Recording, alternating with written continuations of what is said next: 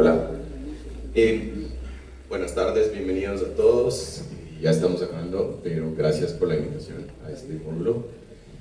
La patología de la radiocubital distal crónica tiene que ser abordada en 3 ejes, definitivamente que no pueden ser olvidados. Congruencia articular y las articulaciones que de ella derivan, y la forma que tienen para mantenerlas estables. Los estabilizadores estáticos, que son sus ligamentos, y los estabilizadores dinámicos, que son los tendones. Hay que analizar todos para saber sobre cuál abordar. Si hay inestabilidad por defectos óseos, hay que tratar los óseos.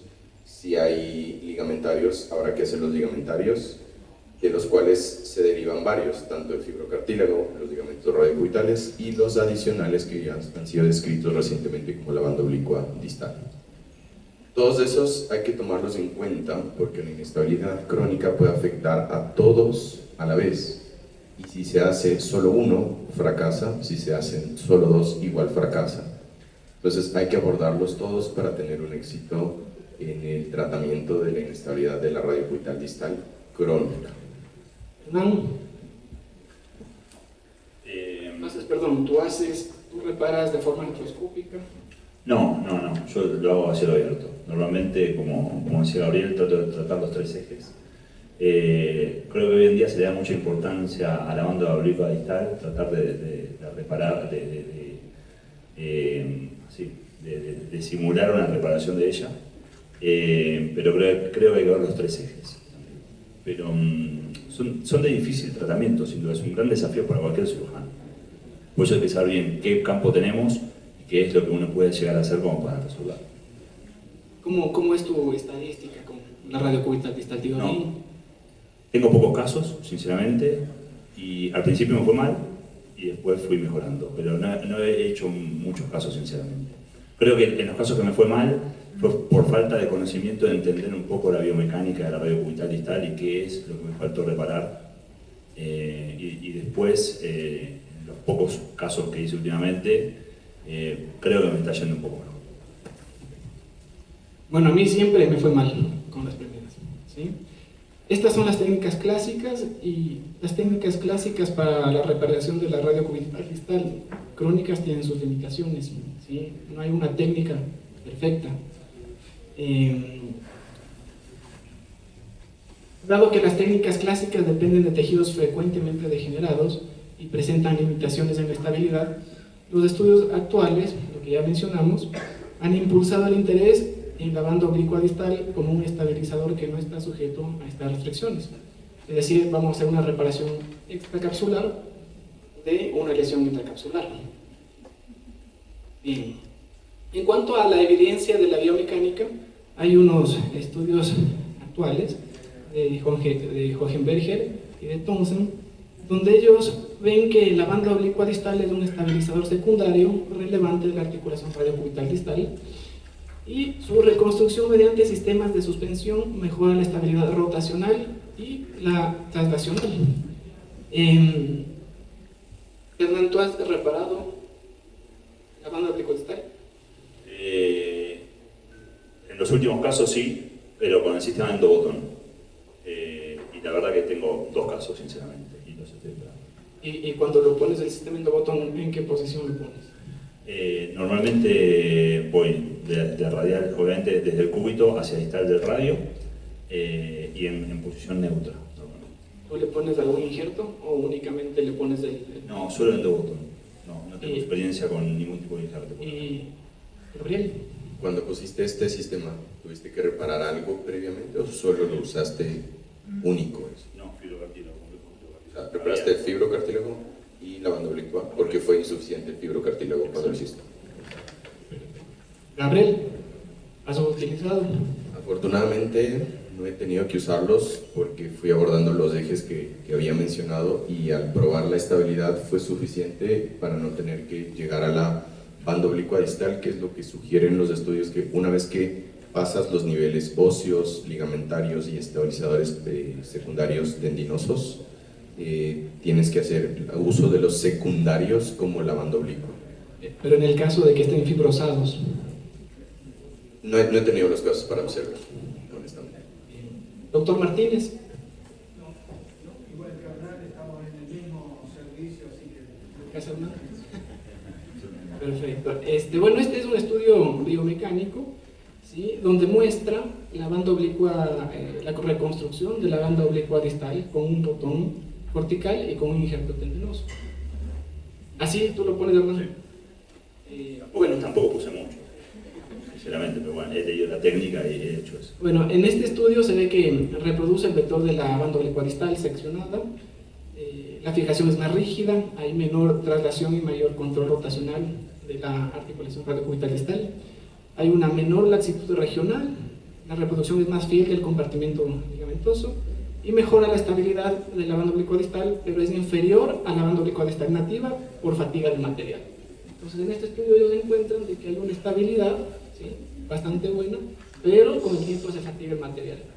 Ahora, con el injerto tendinoso también le da estabilidad, pero ahí hay una microelongación del tendón, que eso lo que hace que pierda esa estabilidad. En base a eso, vimos que hay, o sea, en base a la clínica vimos que hay varias reconstrucciones, ¿sí?, de todo lo que vendría a ser la inestabilidad radiocubital distal, y en este estudio se comparó la reconstrucción de la banda oblicua distal con el procedimiento de Adams. ¿Alguien ha hecho el procedimiento de Adams? ¿Sí? ¿Cómo te fue, Gabriel? Horrible. No era uno de mis casos. Cuando estaba en formación, como fellow, tuvimos la oportunidad de hacer un caso y el injerto tendinoso quedó corto porque realmente la gráfica muestra que hay que dar muchas vueltas al injerto y queda corto. Lo bueno es que pues, se usa un ancla para poderlo anudar y ponerlo como una tenodesis, pero es demasiado laborioso realizarlo. O sea, horrible porque tiene muchísimos pasos que deben cumplirse a cabalidad para poder hacerlo.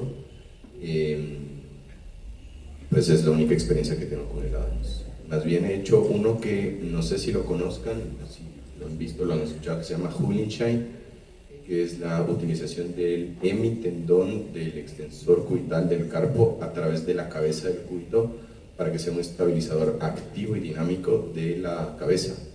¿Y con qué lo fijas? Como el Adams, estructurado. Pero eso va a tender a aflojarse. Puede tender a aflojarse. Ese caso lo hice 2 veces y en esos casos curiosamente me fue mucho mejor que en el Adams, un Hullenschein, pero es rarísimo, no sé, no me ha tocado. Doctor Martínez, doctor Ramírez, ¿usted tiene experiencia? ¿No? Perfecto. Bueno, nosotros, ¿qué es lo que proponemos? De aquí le quiero preguntar a Richard, ¿en qué se basa la estabilidad de un cruzado con injerto tendinoso? Bueno, lo primero que nosotros vemos en cirugía de rodilla, vale mencionar, es la inclinación de los túneles. La inclinación de los túneles al momento de perforar el hueso, ¿listo?, nos va a dar la gradiente de soporte para que éste pueda tener un mejor agarre, un mejor contacto, y lógicamente el implante nos ayuda a tener esa sujeción hasta que el injerto se osteointegre completamente en el proceso del tiempo requerido. Entonces, cuando nosotros usamos un sistema de suspensión, en este caso puede ser un Morning Sight con dos botones de suspensión, nosotros debemos tensar y hacer que estas fuerzas sean las necesarias para que los implantes mantengan la tensión y hasta que el ligamento se vaya osteointegrando. Básicamente ese es el principio que nosotros usamos para poder reconstruir los ligamentos a nivel de articular en rodilla. Justamente eso. Hay una similitud entre el ligamento cruzado anterior y la banda oblicua distal en su trayectoria. Entonces, ¿por qué nosotros, si ya está tan estudiado eso en rodilla, no lo pasamos a la muñeca? Y eso fue lo que planteamos este fundamento y vimos la relación conceptual entre lo que es la banda oblicua distal y el ligamento cruzado de rodilla. Ambos estabilizan una articulación. Para su reconstrucción utilizamos un tendón autólogo, en este caso fue del palmar menor. Utilizamos para la fijación distal un tornillo de interferencia en el cúbito, en la rodilla de la tibia, y la fijación proximal le hacemos con un botón cortical en el radio, mientras que en la rodilla obviamente se hace en el fémur. De ahí se hacen los túneles óseos, un túnel parcial en el radio, más un túnel transversal en el cúbito, y en el fémur, obviamente, le hacemos el túnel femoral, el tibial en la rodilla.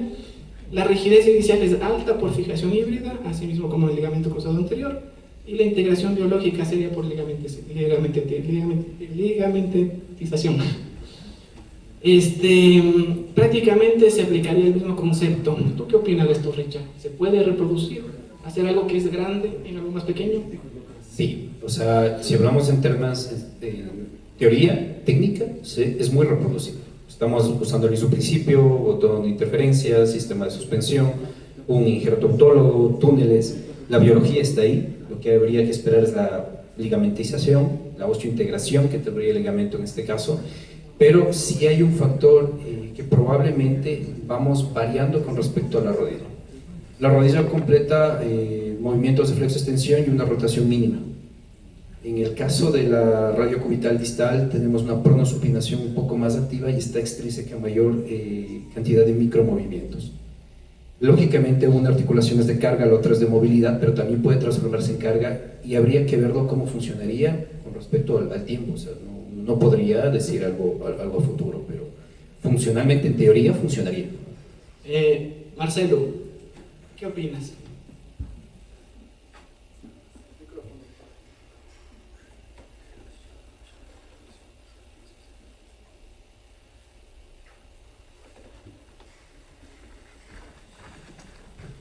No, bueno, funcionar la técnica funciona. Lo que yo todavía no puedo explicar es por qué, ¿no? Si los estudios anatómicos, la banda olímpica está en el 40% de los especímenes, veamos la trascendencia que tiene al 100% de los seres humanos. Entonces ahí todavía me hace un poco de ruido, pero bueno, dentro de la escena que tenemos hoy por hoy, el descubrimiento de la patología, claramente es un tema de bueno. Sería útil, o sea, de la teoría a la práctica, hablando puntualmente de la ligamentización del injerto, sí, pero recordar que sigue siendo un estabilizador secundario y no podemos votar o abogar por un estabilizador secundario como la única opción de estabilización de la radiocubital distal. Entonces, se debería usar más el uso de todo lo dicho previamente de los 3 ejes de la radiocubital distal. O sea, si todo lo demás aún persiste una inestabilidad, usarlo como un suplemento secundario, como está concebida esa banda. Pero en el caso de que no puedas reparar, que sea irreparable. Iría a técnicas mucho más estudiadas y con más confianza, como son las mucho más agresivas que se conocen, ¿no? Kapanji, Sobes, Darash, eventualmente. Y recordar que estos pacientes con inestabilidad crónica o son muy de avanzada edad o son traumatismos de alta energía, que definitivamente tienen una secuela posterior. Hasta ahora no he encontrado un caso o en las conversaciones que se hacen en los congresos no he encontrado casos muy puntuales, así que digan, justo para este paciente califica. Entonces, como dices, de la teoría a la práctica funciona la ligamentización, por supuesto, utilizando ese fundamento teórico, sí, totalmente. Pero como única técnica de estabilización de la radiocubital distal, me parece que es insuficiente. Insuficiente. Hernán, ¿te parece insuficiente? No, estoy de acuerdo con Gaby, sí, pero no lo pensaría como una única opción. Perfecto. ¿Qué harías si tienes No, pensar en un tratamiento pensando en cirugía de salvataje. sabotaje también? Sí, la verdad hecho. Bien. Bueno, entonces, como ya habíamos dicho, el fundamento sería según los estudios de Mayer y de Lango, que demuestran que los mejores montajes híbridos, tanto botón cortical y tornillo de referencia, ofrecen esto en rodilla. ¿Sí? Ahora, yo les voy a presentar un caso clínico. ¿Sí? ¿Qué es lo que pasa? Este es un paciente, 36 años de edad, con antecedente de traumatismo de la muñeca de 2 años de evolución por caída de altura, presenta dolor e inestabilidad en la articulación radiocubital distal. Tiene una limitación en la pronosupinación, un volumen test positivo, prueba de piano positivo, una carpal test positivo, y esa es la radiografía. ¿Qué opinas, Hernán, de esa radiografía? Bueno, se ve la luxación clarita. Y con el tiempo que va. Y con el tiempo que va. Bien, yo en estos casos creo que pensaría ir de menos a más. Cirugía abierta, yo no hago tanto artroscopía en esto, intentaría ir a la reparación del complejo fibrocartílago y sin duda le dejaría una clavija fijando la radiocubital distal en pronosupinación neutra 6 semanas. Esa es la inestabilidad que tiene. ¿Sí? ¿Tienes más estudios de un ATAC con corte axial para ver la congruencia articular? Normalmente los pacientes con fractura de muñeca previo tienen una insuficiencia en la esquina dorsocubital del Pero radio. no tuvo antecedentes de fractura. Antecedente de fractura de muñeca hace 2 años. Pero no fue fractura, un traumatismo. Fue luxación pura. Por eso, en todo caso, las luxaciones o traumatismos de muñeca pueden dejar una inestabilidad de la radiocubital distal por una insuficiencia de la esquina dorsocubital del radio. Que si se trabaja en la parte ósea reconstruyendo o aumentando la concavidad de la articulación del radio, uno puede estabilizar la radiocubital distal más los ligamentos alrededor de la articulación. O sea, Tú tienes este paciente. yo le haría una tomografía, evaluaría los cortes axiales del radio y probablemente trabajaría en un aumento de la concavidad del radio más un retensado o reconstrucción, puede ser con una aumentación de los ligamentos radiocubitales y el fibrocartílago triangular que seguramente está lesionado. Hernán. Lo mismo que dije antes. Perfecto. Bueno, yo en realidad me fui a lo mío.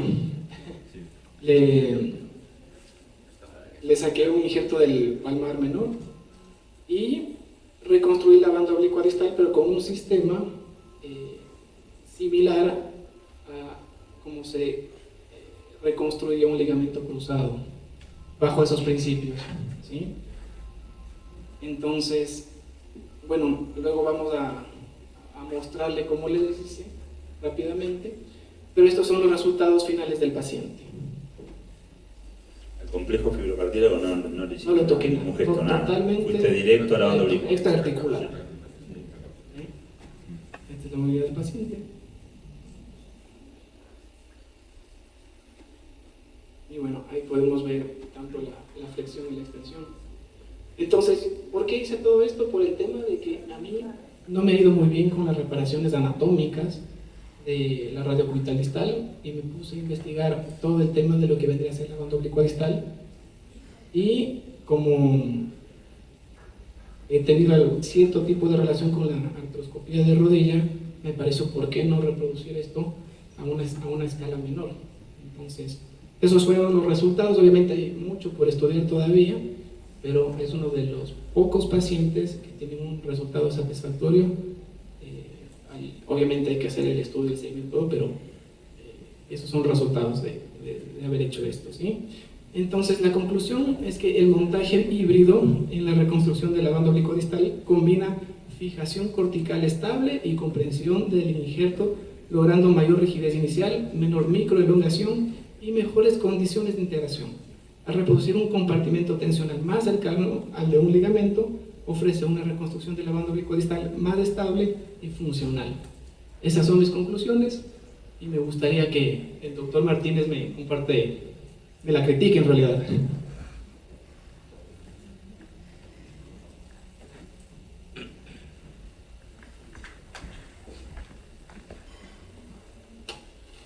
No, me parece una técnica excelente.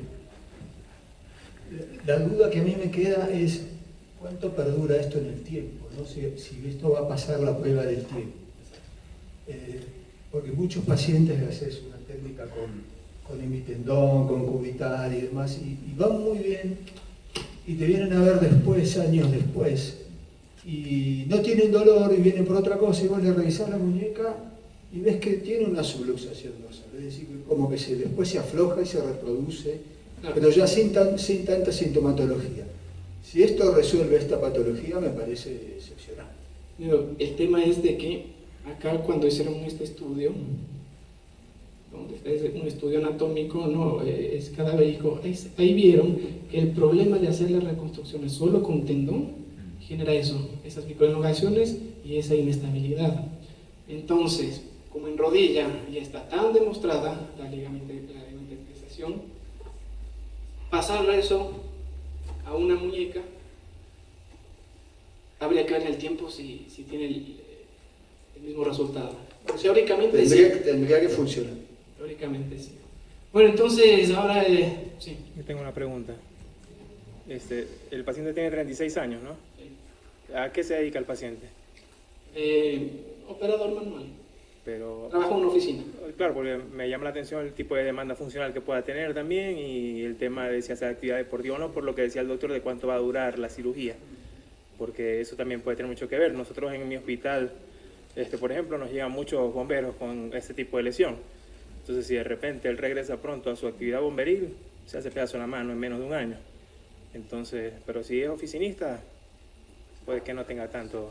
Ok, con respecto a esto, o sea, si yo me pongo a pensar que estás haciendo una técnica simulando una plastia de ligamento cruzado anterior, las indicaciones fisioterapéuticas de rehabilitación y demás deberían ser similares. Nosotros sabemos que la rehabilitación de un ligamento cruzado anterior empieza a partir de los 10 días, vamos progresivamente aumentando carga, flexión, extensión, isométricos, isotónicos y toda la cuestión. ¿Listo? Hasta poder tener deporte de impacto o de carga ya funcional extremo a partir de los 9 meses. Entonces, en ese sentido, sí tendrían que valorar un poco el protocolo de manejo con respecto a lo que dice el doctor. Claro, el tema es de que la rodilla es una articulación de carga. Ahí cambia.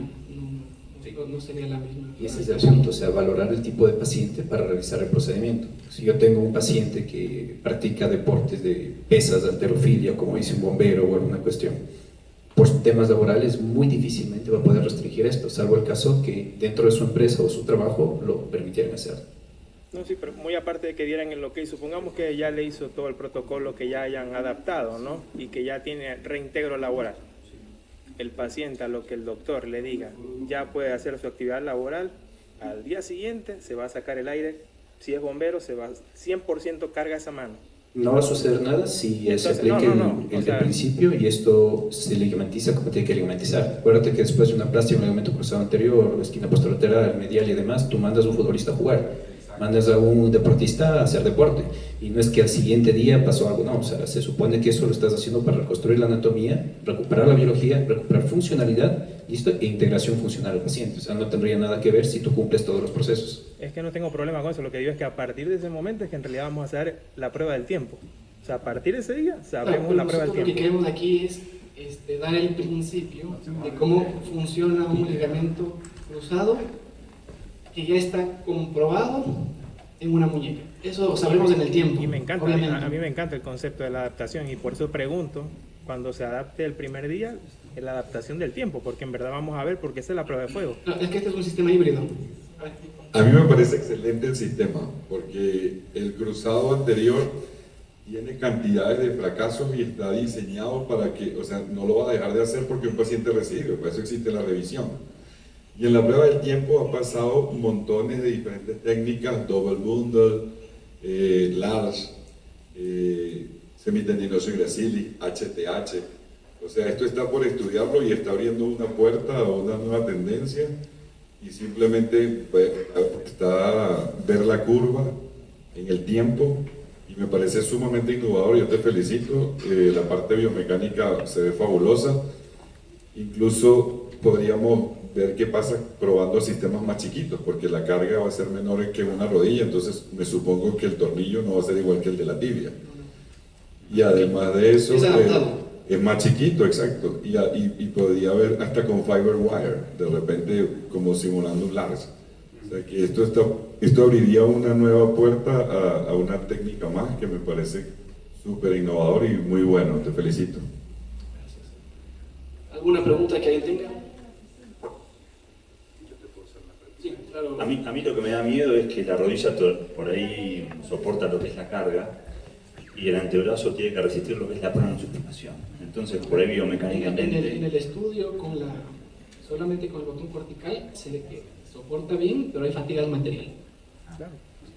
Es que la muñeca, la radiocubital distal es de carga, realmente tiene carga. Por eso es que en el tiempo se elonga, es lo que dice el doctor Martínez. O sea, yo veo al paciente que luego tiene una subluxación. Y creo que la carga que recibe la radiocubital es totalmente diferente a la de la rodilla, porque tiene traslaciones, tanto en eje anteroposterior. Entonces, por eso cabe la duda, ¿no?, de qué tanto puede reemplazar en este eje la estabilidad para que pueda ser adaptable a esa carga que recibe en anteroposterior. Pero bueno, eso te iba a decir, el estudio, si lo quieres revisar, es Yo- de Jorge Imperial. Yo Y creo- ella habla todo eso. Yo creo que haría dos acotaciones. Yo haría dos acotaciones en esto. Es similar a lo de la rodilla, como dice el doctor. O sea, si yo, y como explicó muy bien Gabriel, tengo una inestabilidad ligamentaria más otras circunstancias, yo estoy reparando la biología, reparando la biomecánica de la articulación, y si lo hago, esto va a funcionar. ¿Cierto? Pero tienes otros factores, y ahí viene mi segunda pregunta. Tú probablemente en una inestabilidad radiocubital, como en este caso, ¿harías una artroscopía de muñeca primera pensando tal vez en una lesión osteocondral que pudiera haber presentado? ¿Por qué te hago este capítulo? Las personas que hacemos artroscopía muchas de las veces no tenemos el paciente ideal. El paciente ideal es un paciente que sufre un trauma agudo, esperamos 10, 15 días, operamos, pero un paciente crónico y acarrea otras características y otro tipo de acciones. Y en el caso nuestro es las lesiones osteocondrales, lesiones meniscales. Entonces muchas de las veces tú dejas todo perfecto, pero ya la lesión o el daño de cartílago son los que te generan este dolor residual que el paciente siempre empieza a tener y es lo que empieza a quejar. Entonces, en esta serie me pregunta, ¿tú harías probablemente en inestabilidades crónicas radiocubitales alguna artroscopía diagnóstica? No, la verdad, porque por mi experiencia no me ha ido bien. ¿Sí? A tratar de hacerlo artroscópicamente para mí es perder tiempo, en mi experiencia. Me encuentro todos los ligamentos dañados, acortados, y es perder tiempo. Trato de estabilizarlo y para mí esta es una de las formas que encontré una solución para este problema. De lo que entiendo que comenta el doctor, más que por la inestabilidad ligamentaria, que sí se resuelve con esto, es por ver si, por la cronicidad del caso, ya existiera un daño articular radiocubital distal. Claro, o sea, si hay daño articular ya cambia todo el concepto, porque ahí tocaría hacer un tratamiento. Sí, esto es en caso de que tengamos una inestabilidad sin artrosis crónica. Listo. Ahora vamos a pasar a la demostración. Si puede, por favor, Steve, para que vea cómo utilizamos los botones y cómo se lo hace eso. Sí, que lo proyecte.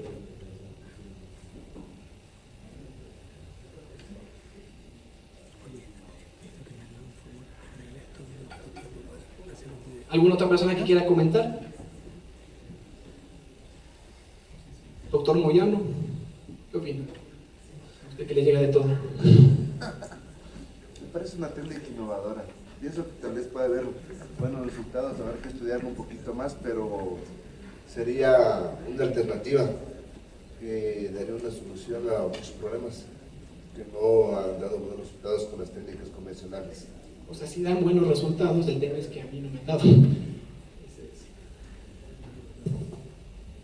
A mí se me hace brillante la adaptación del concepto de la rodilla a la muñeca, porque a nadie empezó saliéndole bien a la primera. Todo le fue bien equivocándose al principio. Entonces, yo creo que va por buen camino. Así que, así va. Gracias. Ahí vamos a presentar. Esos son a 6 centímetros de la estiloides del cúbito. Hacemos el primer túnel. Y por debajo de la caída articular vamos a hacer el segundo túnel. Pero solo vamos a hacer una perforación. ¿Sí? Ahí estamos simulando el trayecto de la banda oblicuar distal.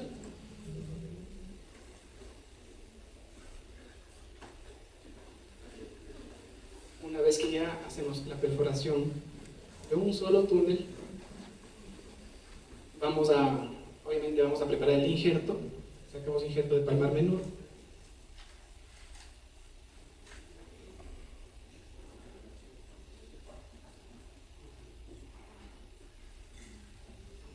preparado el injerto.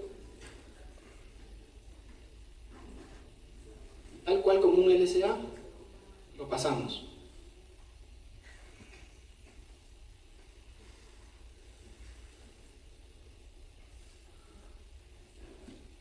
Hacemos proximalmente por el cúbito, nos dirigimos distalmente hacia la perforación del radio.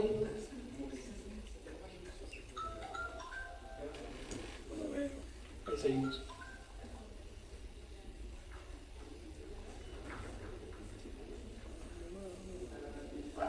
Bueno, y con el botón cortical lo fijamos únicamente en una cortical.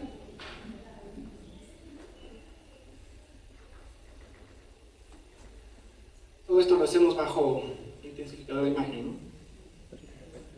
Y una vez que ya está ahí, nos queda anclado nuestro tendón y le pasamos al tendón. Sí. Ahí se puede ver.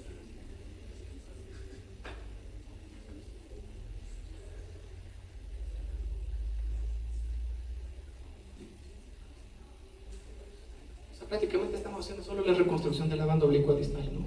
Pero con el concepto de ligamentización. Una vez que ya pasamos, ahí nos fijamos todo lo que es la pronación, la supinación para tener los arcos normales, que no quede muy tenso, y le fijamos lo que viene a ser con un tornillo de interferencia para fijar nuestro ligamento. Galo, ¿qué medida del tornillo? El tornillo es de 4 o 5. Ahora, hay un paso crítico en la reconstrucción del ligamento cruzado en la rodilla, que es la fijación del tornillo tibial, si se hace en flexión o en extensión, para ver el grado de tensado. Claro, aquí no tenemos ese problema. Entonces aquí tendría que ver cómo la reducción... Aquí hacemos la supinación, la pronación y vemos. Pero para mantener la reducción, ¿tener en cuenta o simplemente la apretada así nomás? Claro, dejemos en neutro. En neutro. Porque si es que se ve que toda la zona esté tenso nada más. Exacto. Una pregunta, a ver, para iniciar todo el sistema de perforación, ¿fijás la radio cubital con alguna clavija? O sea, ¿lo mantenés? Sí. Y el ángulo del proximal lo hace con la misma guía de Howell como con la que se hace de la rodilla. No. Para el ángulo del túnel. A mano alzada. O sea, no bajo intensificador de imagen. Por debajo de las sigmoides. Bueno, y ese sería lo que... Sí. ¿Y cómo manejas el postoperatorio? ¿Le dejas la clavija radiocubital distal? No, la saco. La sacás, lo reducís solamente para el procedimiento y después el postoperatorio, ¿cómo lo manejas? Como generalmente este tipo de pacientes los manejamos con una fisioterapista, ella me recomendó y me dijo que le mantengamos 15 días sin mover, ¿sí? Y posteriormente que comience con una movilidad pasiva. Bueno, espero que les haya gustado y gracias por sus comentarios. Y seguimos.